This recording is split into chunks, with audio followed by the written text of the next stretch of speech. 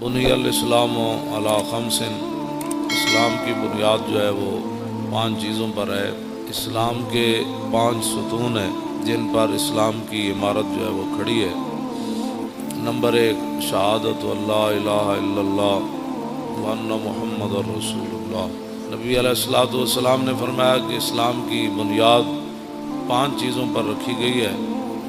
ان میں سے پہلی چیز ہے لا الہ الا اللہ محمد رسول اللہ، اور دوسری چیز نماز پڑھنا، اور تیسری چیز روزہ رکھنا، اور چوتھی چیز زکوٰۃ دینا، اور 5ویں چیز حج کرنا جب کہ حج کی انسان طاقت رکھتا ہو۔ یہ اسلام کی 5 بنیادی چیزیں ہیں جن کو نبی علیہ السلام نے خود بیان فرمایا۔ اس میں سیدھا سادہ کوئی نہیں، سیدھی بات ہے، اسلام کی بنیادی 5 چیزیں ہیں۔ اور نبی علیہ الصلوۃ والسلام نے ارشاد فرمایا کہ ایک وقت آئے گا اذا اتخذ الفیء دبلا، کہ لوگ قومی خزانے جو ہیں وہ مال غنیمت ایک عام دولت سمجھ کر لوگ کھا جائیں گے۔ اور میرے آقا مولا صلی اللہ علیہ وسلم نے فرمایا والغنیمت مغنما، اور لوگ مال غنیمت والغنیمت مغنما، غنیمت کو لوگ ایسے شیر مادر کی طرح لوگ کھا جائیں گے۔ والزکوٰۃ مغرما، اور حضور نے فرمایا ایک وقت آئے گا لوگ زکوٰۃ کو چٹی سمجھیں گے کہ جی یہ زکوٰۃ دیں گے تو پھر ہمارے پاس بچے گا کیا۔ اور اگلی بات جو ہے نا وہ یہ ہے کہ وَتُعَلِّمَ لِغَيْرِ الدِّينِ، حضور نے فرمایا کہ دین کے علاوہ لوگ علم حاصل کریں، دین چھوڑ کر لوگ کریں گے یہ بھی پڑھو، یہ بھی پڑھو، یہ بھی پڑھو، یہ بھی پڑھو، یہ بھی پڑھو، یہ بھی پڑھو، یہ بھی پڑھو۔ بلکہ حضرت زیاد بن حدیر فرماتے ہیں کہ نبی علیہ الصلوۃ والسلام تشریف فرما تھے تو حضور نے فرمایا کہ اس طرح کے واقعات ہو جائیں گے، اس طرح کے زلزلے آئیں گے، اس طرح کی مصیبتیں آ جائیں گی، طوفان آ جائیں گے، میری امت بے راروی کا شکار ہو جائے گی، اور اس وقت علم جو ہے وہ چلا جائے گا۔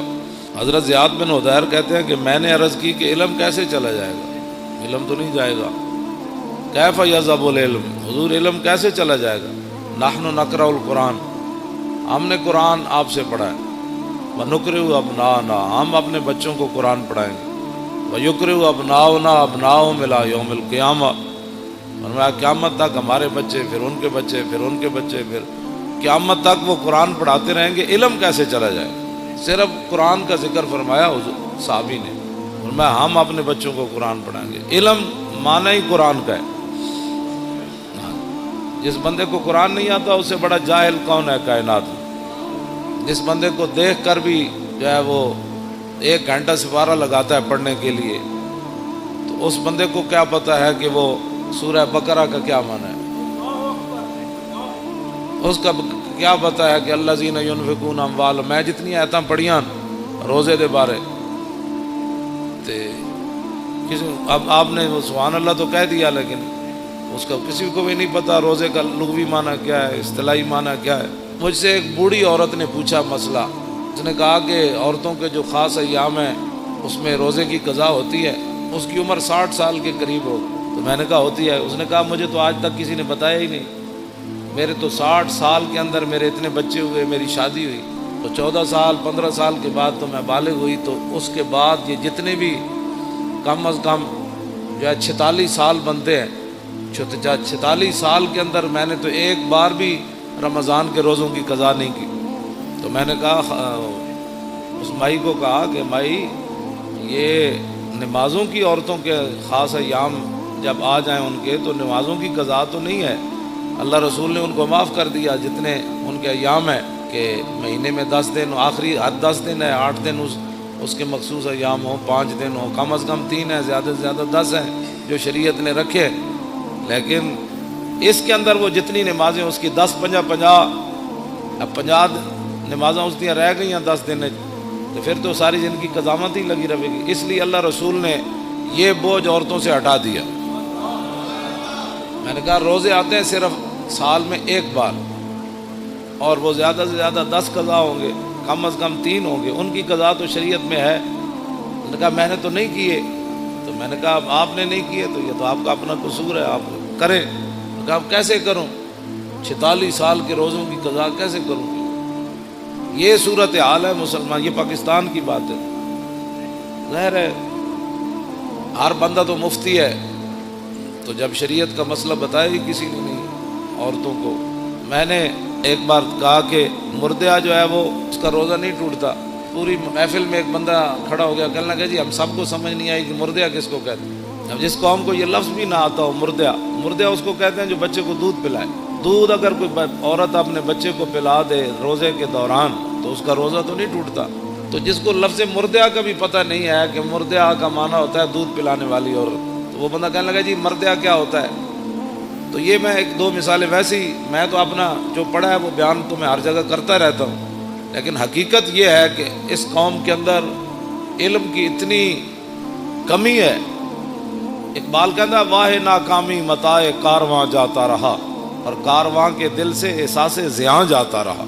کہنے لگا کارواں لٹتے ہیں قوموں کے, پھر قومیں کھڑی ہو جاتی ہیں, پھر لٹتے ہیں, پھر قومیں. لیکن اقبال کہتا وہ قوم کبھی بھی نہیں کھڑی ہو سکتی جس کے دل میں احساس زیاں ہی جاتا رہے. ہاں وہ قوم کبھی بھی نہیں کھڑی ہوتی جس قوم کے دل سے احساس زیاں جاتا رہا. کہ الحمدو سے لے کر والناس تک جس قوم کو یہ بھی نہ پتا کہ الحمدو سے لے کر والناس تک اللہ نے اپنے حبیب کی عزت کی کتنی آیتیں نازل کی. گستاخ رسول کی سزا کس کس کو قرآن کی آیت میں موجود ہے, اور وہ بھی اٹھ کر بات کرتا ہے کہ ممتاز قادری نے قانون ہاتھ میں لی. ہاں جس کو میں بڑے مجمع میں کوئی مجھے بتائے پورے قرآن کا جس نے کوئی مطالعہ کیا ہو کہ کتنی قرآن کے اندر آیات ہیں جو اللہ نے اپنے حبیب کی عزت کی بیان کی ہے. ویسے تو سارا قرآن ہی حضور کے لیے نعت ہے نا, لیکن خاص کہ جو میرے حبیب کو دکھ دے اس کے لیے یہ سزا ہے, جو میرے نبی کی محفل سے اٹھ جائے اس کے لیے یہ سزا ہے, جو میرے نبی کے گھر کھانا پک رہا ہو تو اس کے تم نے دیکھا کیوں ہے میرے نبی کے گھر, تم نے میرے نبی کی آواز سے اونچی آواز کیوں کی ہے, میرے نبی سوئے ہوئے تھے تو تم نے باہر سے پکارا کیوں ہے, اور میرے نبی کو تم نے رائے نہ کہا کیوں ہے. ہاں جی, یہ جنہوں نے اللہ کو دکھ دیا رسول اللہ کو دکھ دیا ان پر لعنت ہے دنیا آخرت میں. دنیا میں لعنت کیا ہے, دنیا میں لعنت یہ ہے کہ اس کو قتل کر دیا جائے گا, اور آخرت میں اس کے لیے لعنت یہ ہے کہ اس کو جہنم میں داخل کر دیا جائے گا. ان کو پتہ ہی نہیں ہے الحمدو سے لے کر والناس. انہوں نے ایک ہی جی اسلام لا اکراہ فی الدین, دین زبردستی نہیں. کون کہتا ہے زبردستی ہے, اسی کسی نے ڈنڈا مار کے تک کلمہ پڑھایا نہیں.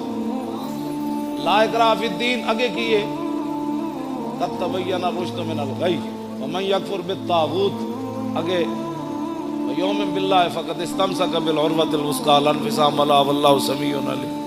فرمایا دین میں جبر نہیں ہے, لیکن فرمایا حق اب واضح ہو گیا. اب یہ نہیں ہوگا کہ کوئی بندہ کہے گا جی مجھے اس بات کا پتہ نہیں تھا. اب پتہ نہیں تھا تو پھر تو پتہ کرتا. جب تو نے دوسری طرف 16 سال لگائے تو بتا دین کو, تو نے ساری زندگی میں 16 دن بھی نہیں دیے. ویسے تو مفتی ہے ہر مسئلے میں. میں روزے کے مسائل آپ کو پتہ ہے, میں میرا موضوع کچھ اور ہے تو میں ویسے تو چند باتیں آپ کے سامنے یہ کر رہا ہوں کہ رمضان المبارک پیکج آ گیا, اتنے ارب روپے کے روٹی سستی ملے گی. میں اگر روٹی سستی ملے یا نہ ملے, وہ تو پتھر بھی صحابہ نے باندھ کر اسلام کا کام کیا. 20 قسم کے کھانے کھانے کے بعد افطاری کے بعد پھر مسجدوں کا سروے کرو کہ مسجدوں میں کتنی صفیں ہوتی ہیں. یہ تو رمضان نہیں ہے نا کہ شام کو بھی اتنا سارا پیٹ بھر لینا اور سحری کے وقت بھی جناب دہی فلاں چیزیں کھا کے پھر سو جانا, اور پورے رمضان میں ایک سپارہ بھی انسان تلاوت نہ کر سکے. تلاوت خود کیا کرنی ہے, امام کے پیچھے سوا سپارہ کھڑے ہو کر وہ سن بھی نہ سکے. اگر کھڑا ہو گیا تو جمائیاں لیتا رہے, اور کھڑا ہو گیا تو جناب کھردیاں جناب کوئی 8 پڑھ کے جا رہا, کوئی 9 پڑھ کے 10 پڑھ کے جا رہا, کوئی 12 پڑھ کے جا رہا, کوئی جناب پڑھ کے جا رہا. بس امام جو میں اگر پیچھے کھڑا ہو جاؤں نا دوسری صف میں تو مجھے اتنا خوف آتا ہے کہ اللہ کا عذاب ان اگلوں کی وجہ سے میرے اوپر بھی نہ نازل ہو. یقین جانے ایسے لوگ نماز کے ساتھ حشر کرتے ہیں. کوئی پچھلیاں ٹنگا 2 میں چاہی جا رہا سجدے جا کے. ہاں جی, انہوں پتہ ہی نہیں کہ 3 انگلیاں ہر پیر دیا لانیاں جڑیاں نو فرض ہے. اس میں بھی نہیں پتہ, کوئی پتہ ہی کوئی نہیں. ٹنگا جو میں این چکی کھڑا یا این پیر رکھی کھڑا, پیٹ انگلیاں دے پیٹ دینے لائی کدی نہیں نماز.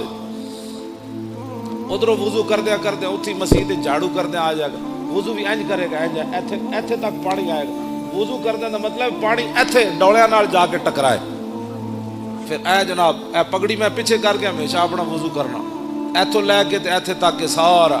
تے کئی جناب اینجی ٹوٹی کھولی رکھ دیں، اینجی ٹوٹی کھولی رکھ دیں۔ ہاں وضو نہیں، وضو انسان کرے، لیکن حضرت سعد وضو کر رہے سن نا تو وہ پانی زیادہ استعمال کر رہے ہیں۔ فرمایا حضور نے فرمایا یا سعد ما ذا صرف، فرمایا سعد یہ کی فضول خرچی کر رہے ہیں؟ عرض کی تھی حضور پانی وچ بھی فضول خرچی ہوندی؟ حضور نے فرمایا وین کنت علی نہر جار، فرمایا ویندے دریا تے بھی تو وضو کرے نا تو زیادہ پانی استعمال کرنے کی ضرورت۔ یہ حضرت سعد کو حضور نے یہ بات ارشاد فرمائی، کچھ کرتے ہی کچھ نہیں، اور جو کریں وہ وضو کا کیا حشر و نشر کرتے ہیں۔ اور پھر رمضان کے پیکج آ رہے ہیں، رمضان کا پیکج صرف اس لیے دیا جا رہا ہے تاکہ ووٹ ملے، ورنہ قرآن کو نصاب سے نکالا جا رہا ہے، رمضان کے لیے چینی سستی کی جا رہی ہے، آخر کوئی وجہ تو ہے نا۔ رمضان کا پیکج اس لیے سستا ہے کہ تاکہ لوگوں کو پتہ چلے کہ اس حکومت میں روٹی 2 روپے سستی ہو گئی، لہٰذا ہمیں ووٹ چاہیے۔ اگر رمضان سے اتنا پیار ہے تو رمضان جن کے صدقے آیا ان سے اتنا پیار کیوں نہیں ہے؟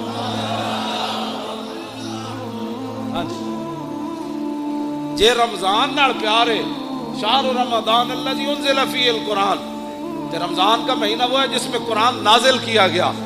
اب رمضان سے تو پیار ہے، جو اس میں نازل ہوا اس کو قرآن نصاب سے نکالا جا رہا ہے۔ اس کا معنی یہ ہے کہ قرآن پر عمل کرنے سے کفر بھی ناراض ہوتا ہے، خود بھی اپنے نفسانیت پر زد آتی ہے، اور قرآن کا نظام لانے سے پوری دنیا خلاف ہوتی ہے، اور قرآن کا نظام لانے سے پھر اپنا آپ بھی حضرت عمر کی طرح پھر پیش کرنا پڑتا ہے۔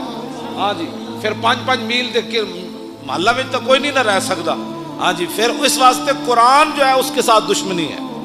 لیکن رمضان سبزی سستی ہو گئی، فروٹ سستا ہو گیا، کیوں سستا کیا بھائی؟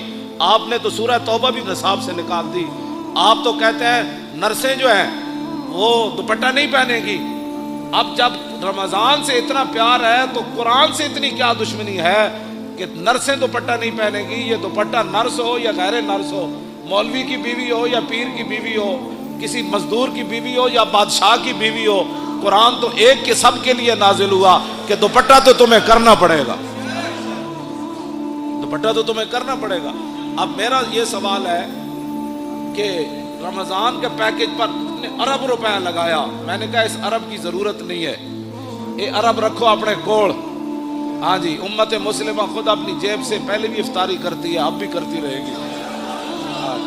میرے آقا نے جو فرمایا نا، سادے پانی سے بھی اگر کوئی کسی کو افطار کرائے گا نا، سادہ پانی، ایک بندہ روزے دار بیٹھا انہوں تو ٹوٹی تو پانی بھر لے آ دیتا انہیں، اگر آپ لو پانی پیو تو حضور نے فرمایا انہوں اتنا ہی ثواب ملے گا جی میں رج کے کسی نے روٹی انہوں کھلائی۔ ہاں 20 قسم کے کھانے جنہیں کھوا کے روزے دار نو ثواب لیا نا، سادہ پانی پیوا کے حضور نے فرمایا اتنا ہی ثواب انہوں نے۔ حضور نے فرمایا ایک گھٹ دودھ کسی نے دے دیتا، گھٹ دودھ، تو فرمایا اتنا ہی ثواب ملے گا۔ ہاں جی، تو یہ پیکج دینے کا معنی آپ جانتے ہیں، قرآن سے دشمنی اور رمضان سے پیار، کیسا مسئلہ ہے؟ ہاں رمضان سے پیار کسی کو نہیں ہے، ہاں رمضان سے بھی پیار کسی کو نہیں ہے۔ قرآن اس لیے رمضان سے پیار ہے، ووٹ چاہیے، تو یہ قوم تو چاہتی ہے، یہ قوم کا تو مسئلہ ہی روٹی ہے۔ یہ قوم اب پیٹ کے دھندے سے نکلے گی تو نظام مصطفیٰ آئے گا۔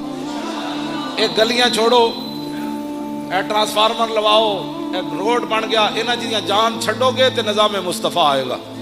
جس قوم کا معیار اتنا ہو کہ مجھے جناب ٹرانسفارمر ہمارے محلے میں لگ جائے، ہماری گلی بن جائے اور ہماری سڑک بن جائے، اس قوم کو تو یہی ساری زندگی 70 سال کے لیے، یعنی اپنی زندگی اوسطاً آج کل ہر بندے کی 70 سال ہے یا 60 سال، اب تو لوگ 50 میں بھی گئے ہو رہے ہیں۔